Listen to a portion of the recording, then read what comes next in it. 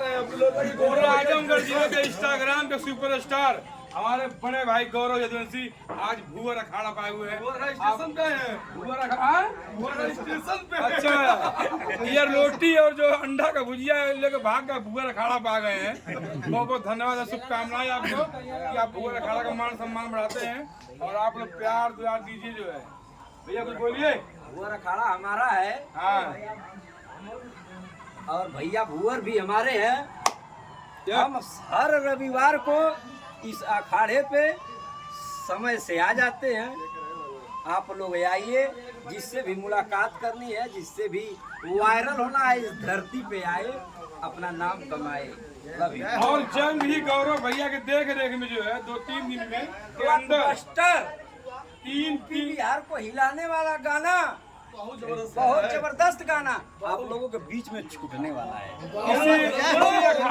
इसी अखाड़े से जो है मतलब की शूटिंग होगी और 2-3 दिन के अंदर होगी। 3-4 दिन के बाद गाना तैयार हो जाएगा, फिर इसी अखाड़े की शूटिंग होगी। शूटिंग में आप लोग आइए।